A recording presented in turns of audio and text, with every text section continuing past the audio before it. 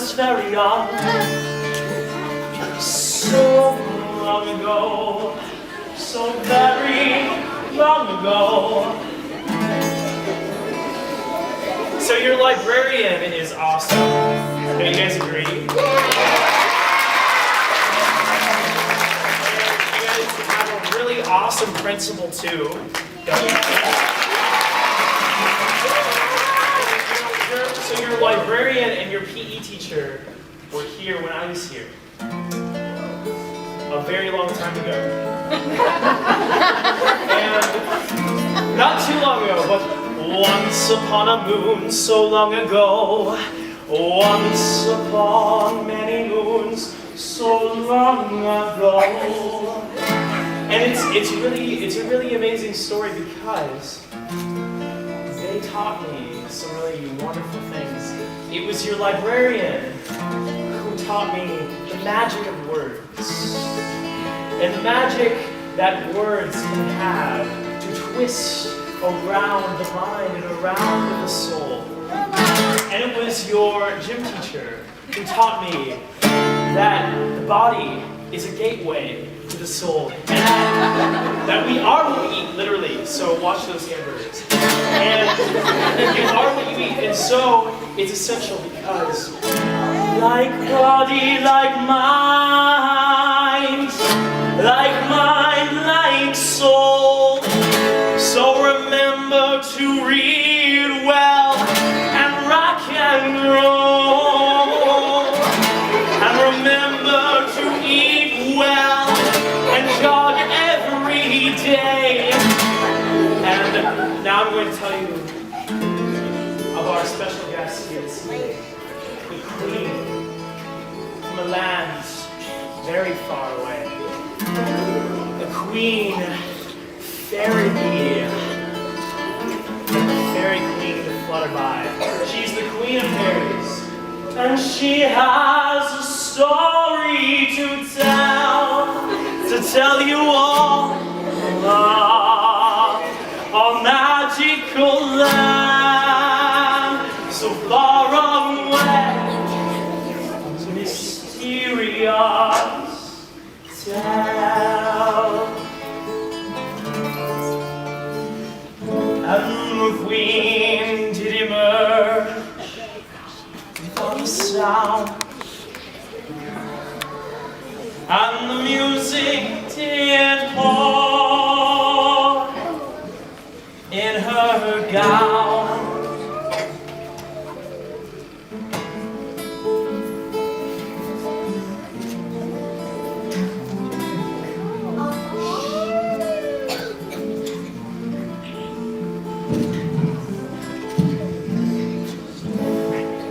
Good morning, everyone. How are we doing today? I think you've been so patient and wonderful. I would like everybody to give yourselves a big hand.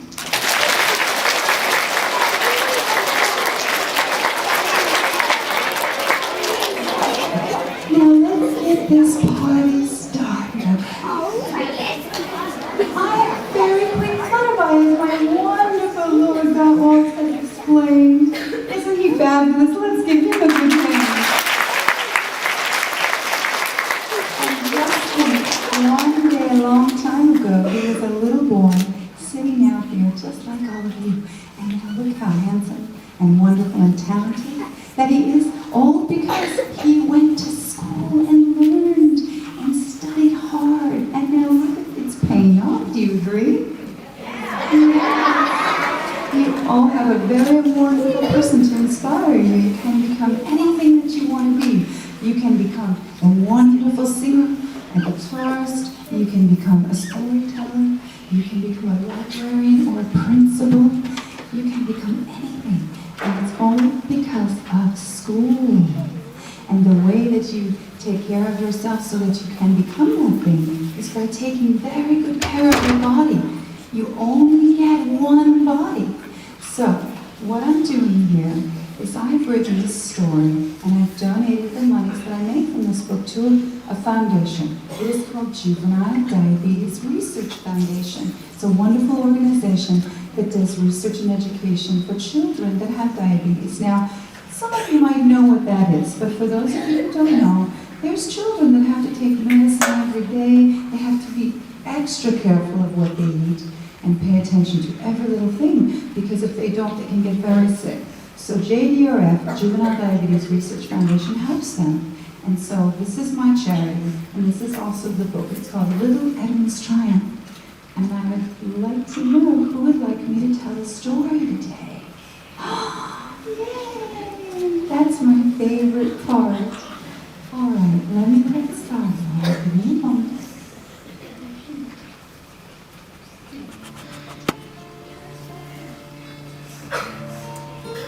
The fairy needs a little chamomile tea to keep her throat nice and moist, so that I'm not. And the tea to descend.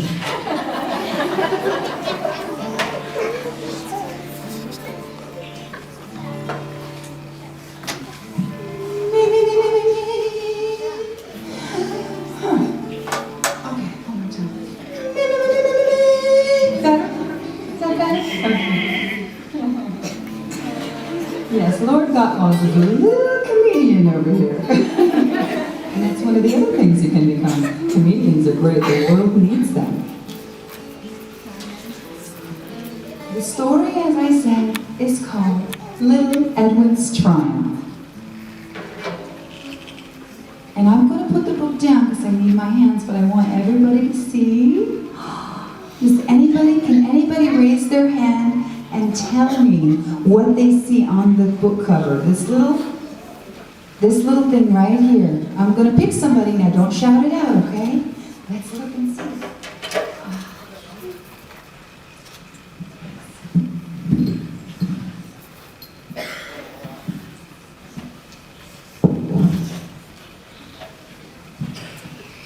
Now. Oh, I have so many children today. Oh, I know. The little girl in the white jacket. What is that on my book? Do you know? No, but that's a very good guess. Now, I'm going to ask one more person, or maybe two. I think you should tell me right there in the peace, with your peace signs. Do you know what that little picture, that little cut thing is on the book cover? Does anybody want a clue? A clue. Where that came from, the creature is green. Okay, there's your clue. Here with the flowers, or the sun, what is that? Oh, that's such a pretty shirt. It looks like snowflakes. Oh, that's very close. But it's not that kind of creature. But you're getting warm. Open it. Oh, you right there. Oh, no, it's not from a dinosaur, but I think he's a cousin to the dinosaur. Who do I have? You in the blue, right there. No, that's the guess they already get. Okay, I'm gonna give you one more clue, okay? It has wings. Yes, all of you guessed. It's a dragon's tooth. Yeah, give yourselves a hand.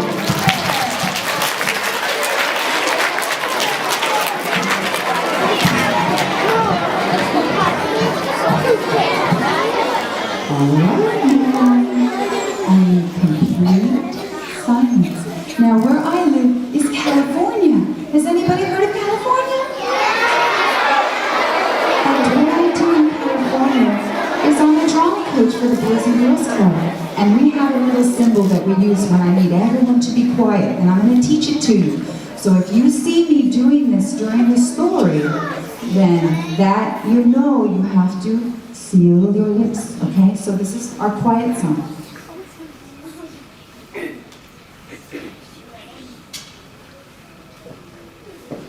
Very good. If I have to talk too loudly, you'll miss out on the story, okay? And the voice will go and it will be a mess. So, let's get started.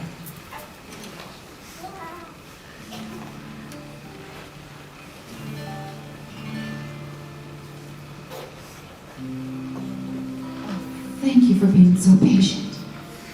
Little Edwin's turn. Through a small-sized hole in the castle wall, a mouse named Edwin would come to call. He loved to watch the activities of all, and in the evenings when castle folk gathered about in Center Square, that's when Edwin especially loved to be there. A juggler would juggle almost anything, including bowls, goblets, and a golden ring. This seemed to be a favorite of the king. Once the people had their fill of joy and laughter, the wizard would come and tell stories of adventure and happily ever after.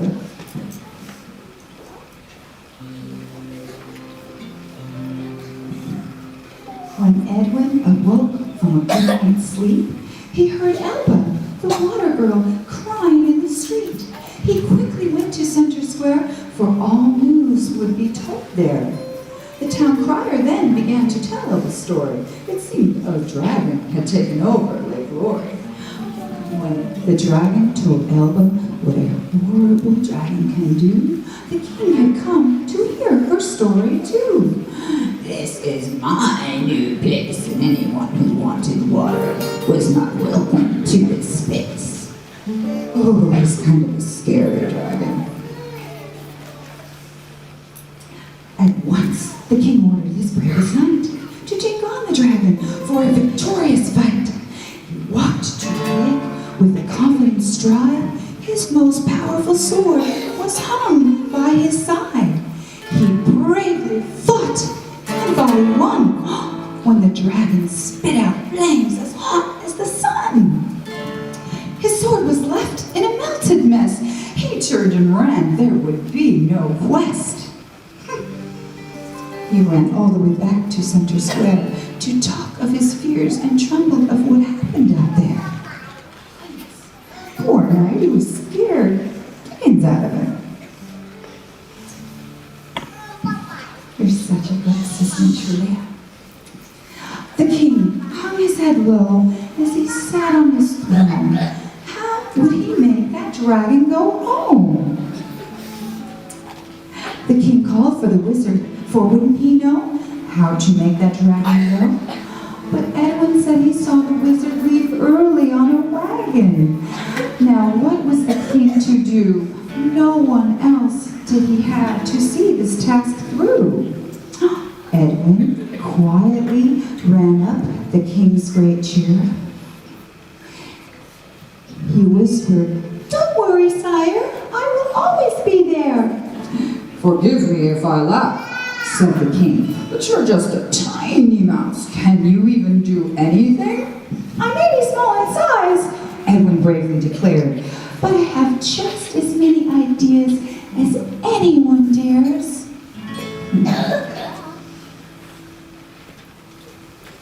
As Edwin walked through Castle Square, he heard people talk, and their fears filled the air. He kept walking till he reached the thick of the woods. "Perhaps I can get rid of the dragon," he thought. "Just maybe I could." He saw the wizard's door open wide. He looked around, then slipped inside. He bumped into a pile of bones and shells, but next to that was the wizard's book of spells. Edwin soon found a spell about how to get dragons to leave very well. He stood amazed. What? It would be easier than he even realized.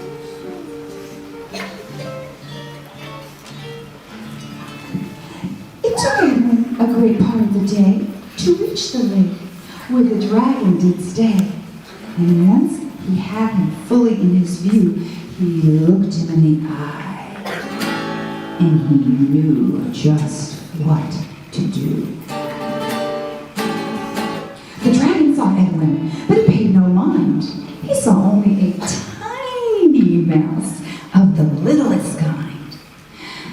Before he had time to spit out a flame, Edwin stood and shouted his name. "Dragon, you come from a faraway place. You have a big, colorful, ugly face. Your giant hawk-like wings, these are some frightening things. But I break all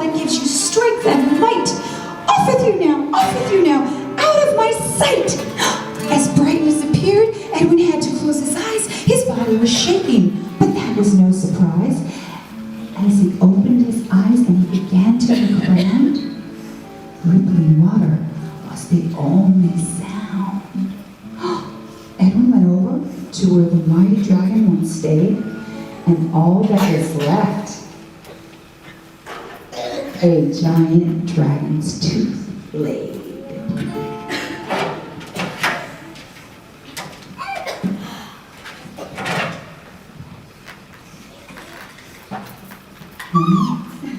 Ran all the way back to the king's chair. He said, "Come and take a look and see what is no longer there." The court all laughed loud. It was clear. How could Edwin give a great dragon fear? "I used a spell from the wizard's book. Now you must all come and take a look." The king, being a fair and noble man, he said, "Let's go and give Edwin a helping hand." So quietly, carefully, they came near to the lake. No one wanted to make trouble or a mistake. Elba the water girl said, "Hey, can you hear?" It's silent. No dragon's breath. No need to fear.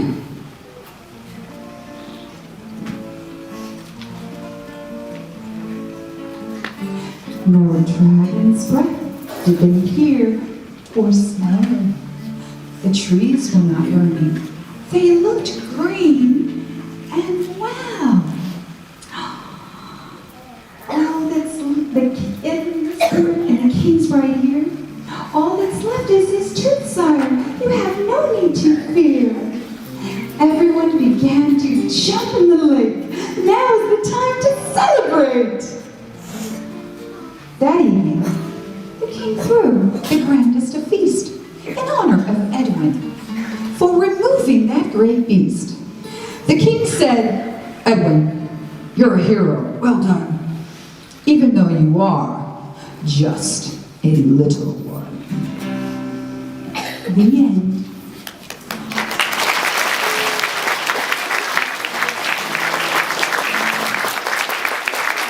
You are absolutely delicious. I would just sprinkle powdered sugar and just nibble on each one of you. You're just perfect. And I just want to remind you, speaking of sugar, it's not very good for you. White sugar is a very bad thing. They like to tell you it's okay. And the other thing that's not very good is corn syrup. So mommies, don't listen to them. They're wrong. They've redesigned the genetic code of corn and they've ruined corn syrup. Non-GMO. Just keep that in your mind. And I want all of you children to remember, every time you want to have something sweet, nature has provided some lovely tasty goodies that have natural sugar, and they're very good for you, and they're sweet, and they're crunchy, and they're yummy and juicy, and it's called, who knows? You tell me, in the white? Apples! Fruit! I want everyone to say how much they love fruit. I love fruit! Yay! And the other thing that's very yummy and crunchy, and not always sweet, but delicious with a little dressing, vegetables. I love vegetables! Say it! You're a very lucky school. You have wonderful people that are doing wonderful things for you to keep your body healthy, to keep your mind sharp. You keep being good students. You eat your vegetables and fruit. You don't stay away from the sugars. And thank you so much for coming to our story time.